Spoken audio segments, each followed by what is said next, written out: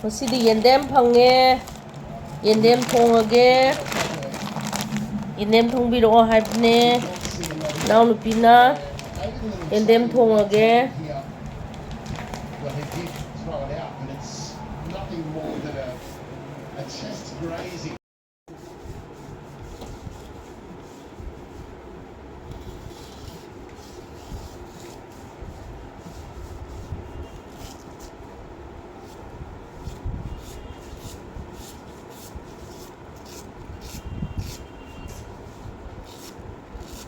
ꯉꯥꯁꯦ ꯁꯤ ꯔꯧ ꯑꯌꯥꯏꯕꯅꯦ ꯁꯤ ꯑꯣꯏꯅ ꯊꯥꯛꯑꯒꯦ ꯁꯤꯁꯦ ꯌꯥꯝ ꯑꯩꯅ ꯇꯤꯡꯊꯣꯛꯄꯅꯦ ꯍꯣꯔꯦꯟ ꯀꯩꯅꯣ ꯇꯧꯕ ꯉꯝꯃꯔꯣꯏꯅ ꯑꯗꯣ ꯀꯩꯅꯣꯗ ꯌꯦꯟꯗꯦꯝ ꯊꯣꯡꯕꯁꯦ ꯈ꯭ꯋꯥꯏꯗꯩ ꯍꯥꯎꯕꯗꯤꯀꯣ ꯉꯥꯁꯦ ꯊꯥꯏꯅꯒꯤ ꯑꯣꯏꯅꯗꯤ ꯊꯥꯏꯅ ꯉꯥꯀꯤꯖꯧ ꯑꯌꯥꯏꯕ ꯑꯗꯒꯤ ꯀꯩꯅꯣ ꯉꯥꯁꯦꯞ ꯑꯌꯥꯏꯕ ꯑꯗꯒꯤ ꯀꯩꯅꯣꯒ ꯉꯝꯃꯥꯏ ꯑꯌꯥꯏꯕ ꯁꯤ ꯐꯖꯅ ꯊꯥꯎꯗ ꯉꯧꯊꯣꯛꯑꯦꯗꯅꯀꯣ ꯐꯖꯅ ꯑꯗꯨꯒ ꯍꯥꯎꯋꯦ ꯑꯗꯨ ꯎꯄꯥꯏ ꯂꯩꯇꯦ ꯁꯤ ꯑꯣꯏꯅ ꯊꯥꯛꯂꯛꯑꯒꯦ ꯁꯦ ꯑꯩꯈꯣꯏꯅ ꯀꯃꯥꯏꯅ ꯇꯧꯅꯩ ꯍꯥꯏꯕꯗ ꯑꯩꯈꯣꯏꯒꯤ ꯊꯨꯝ ꯈꯔ ꯂꯧꯔꯒ ꯊꯨꯝꯁꯦ ꯈꯔ ꯂꯧꯔꯅꯤ ꯊꯨꯝꯁꯦ ꯂꯧꯔꯒ ꯆꯥꯏꯔꯅꯤꯀꯣ ꯈꯔ ꯆꯥꯏꯔꯒ ꯀꯩꯗ ꯆꯥꯝꯅꯤ ꯑꯩꯈꯣꯏꯒꯤꯅ ꯀꯩꯅꯣꯗ ꯑꯩꯈꯣꯏꯒꯤ ꯆꯦꯡꯍꯤ ꯃꯆꯤꯗ ꯑꯩ ꯆꯦꯡꯍꯤ ꯃꯆꯤ ꯂꯧꯖꯔꯕꯅꯦ ꯑꯗꯣ ꯆꯦꯡꯍꯤ ꯃꯆꯤꯗ ꯆꯥꯝꯃꯒ ꯅꯩꯔꯒ ꯆꯥꯝꯃꯒꯅꯦ ꯀꯩꯅꯣ ꯇꯧꯗꯣꯏꯅꯦ ꯌꯦꯟꯗꯦꯝꯗꯣ ꯉꯁꯥꯏ ꯊꯨꯝ ꯆꯥꯏꯈ꯭ꯔꯦꯗꯅ ꯑꯩ ꯆꯦꯡꯍꯤ ꯃꯆꯤꯗ ꯇꯤꯡꯉꯕꯅꯦꯕꯀꯣ ꯑꯗꯣ ꯁꯨꯃꯥꯏꯅ ꯅꯣꯏꯔꯕ ꯑꯩꯅ ꯒ꯭ꯂꯕ ꯑꯣꯐꯤꯁ ꯆꯠꯇꯣꯏ ꯅꯠꯇꯦ ꯑꯩꯗꯤ ꯌꯦꯟꯗꯦꯝꯒꯨꯝꯕꯁꯦ ꯆꯥꯕ ꯌꯥꯗꯦ ꯑꯩ ꯍꯥꯀꯠꯆꯕ ꯇꯧꯕ ꯑꯗꯨꯅꯅꯦ ꯁꯤ ꯁꯨꯃꯥꯏꯅ ꯅꯣꯏꯕꯁꯦ ꯁꯨꯃꯥꯏꯅ ꯅꯣꯏꯕꯤꯔꯦꯗꯅꯀꯣ ꯐꯖꯅ ꯃꯌꯥꯝꯁꯦ ꯁꯨꯝ ꯈꯨꯊꯣꯡ ꯃꯥꯟꯅꯔꯝꯗꯕꯁꯨ ꯌꯥꯏꯀꯣ ꯑꯩꯈꯣꯏꯅ ꯇꯧꯖꯕꯗꯨꯒꯤ ꯋꯥꯅꯤ ꯇꯧꯔꯤꯁꯦ ꯁꯨꯃꯥꯏꯅ ꯅꯣꯏꯔꯅꯤ ꯅꯣꯏꯔꯒ ꯃꯍꯤꯁꯦ ꯁꯨꯝꯗꯣꯛꯇꯣꯏꯅꯦꯕ ꯃꯍꯤꯁꯦ ꯀꯪꯅ ꯁꯨꯝꯗꯣꯛꯑꯒ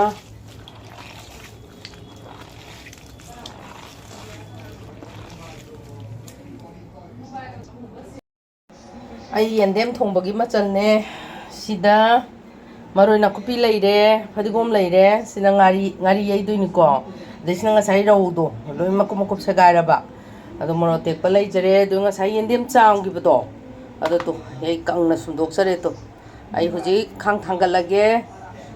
ꯊꯥꯎ ꯉꯧꯗꯣꯏꯅꯤꯀꯣ ꯑꯩꯁꯦ ꯊꯥꯎ ꯍꯩꯔꯒꯦ ꯌꯦꯟꯗꯦꯝꯁꯤꯗ ꯆꯝꯊꯣꯡꯁꯨ ꯌꯥꯏꯀꯣ ꯆꯝꯊꯣꯡꯁꯨ ꯆꯥꯅꯩ ꯑꯗꯣ ꯑꯩꯗꯤ ꯆꯝꯊꯣꯡ ꯅꯠꯇꯦ ꯉꯁꯤ ꯊꯣꯡꯗꯣꯏꯁꯦ ꯑꯩ ꯊꯥꯎ ꯉꯧꯔꯒ ꯊꯣꯡꯗꯣꯏꯅꯦ ꯑꯗꯣ ꯊꯥꯎ ꯈꯤꯇꯪ ꯌꯥꯝꯍꯟꯕ ꯌꯥꯅꯤ ꯑꯩ ꯈꯥꯡ ꯁꯥꯔꯦ ꯊꯥꯎ ꯉꯧꯖꯔꯒꯦ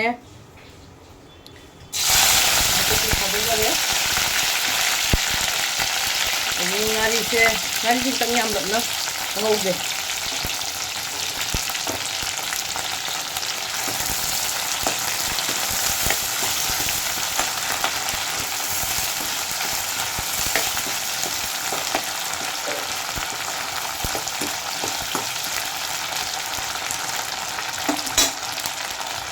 ꯑꯗꯨꯒ ꯉꯥꯁꯦ ꯐꯖꯅ ꯑꯃꯨꯛ ꯉꯧꯔꯕ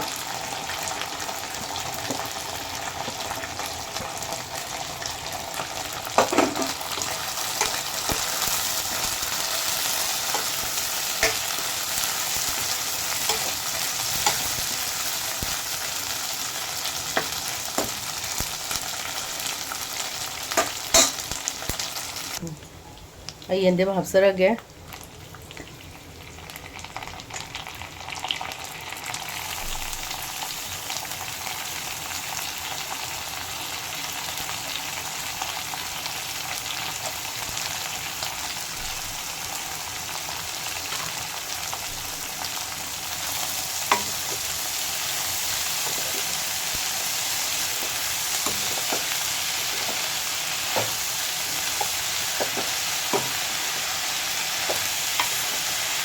ꯌꯦꯟꯗꯦꯝꯁꯦ ꯃꯨꯟꯅ ꯉꯧ ꯍꯥꯏ ꯌꯥꯝ ꯃꯨꯟꯅ ꯃꯥꯏ ꯃꯩ ꯊꯣꯛꯂꯛꯄꯁꯦ ꯀꯪꯒꯩ ꯉꯧꯑꯣꯌꯦ ꯌꯦꯟꯗꯦꯝꯁꯦ ꯉꯥꯏꯍꯥꯛ ꯉꯧꯖꯒꯦ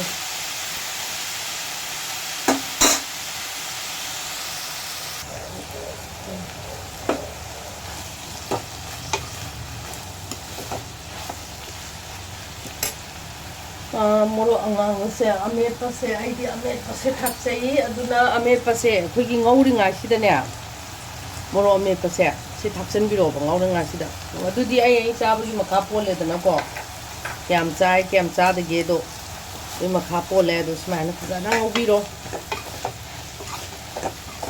adagi mo kano toroge morok te pakhar su thakani mahi di kangjala amane Diga sala loina dum si phajana ngobiro yenem di the morok te bakha thaksalage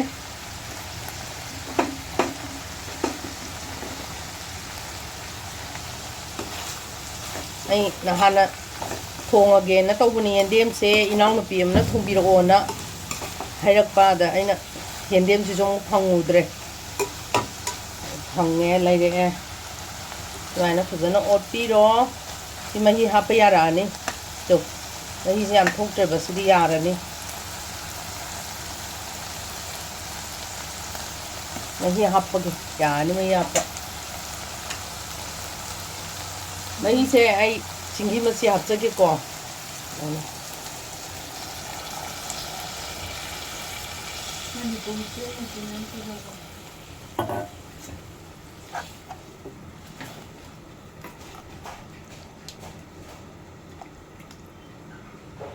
Singapore adu ai si mi di machu ga su thakna me ai di thawoi ko se do morok sidang maina machu se phaja halla dawbane ising kitang ga hapsage sogala ko kai ga dum chana na ba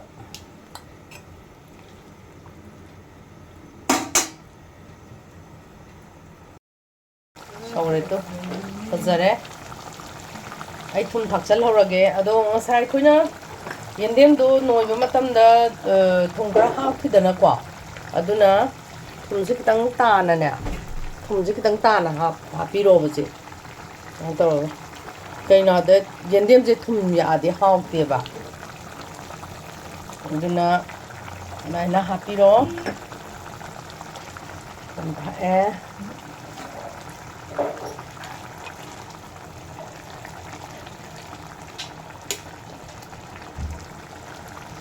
Pati fazare machu se ko pati fazare sebot ka thong zo haw bani yendem se ai loi sanjarage yendem thongba ade phari gong tang thakchage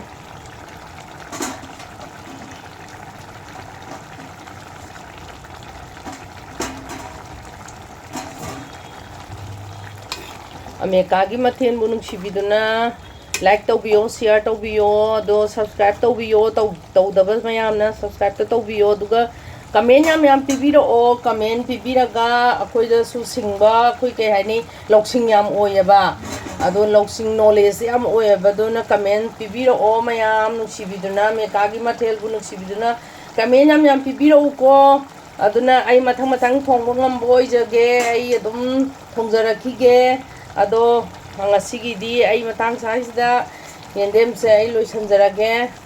mayam hawdo budi male hawso hawni da ai loi jare aduna ameka bu nungsibiduna mayam kawbiganu ko kubi nambado moino gi kachare moino magi ai moino sinang sida fazarai mai masa Imam Sam Pazamne Yendem Thongba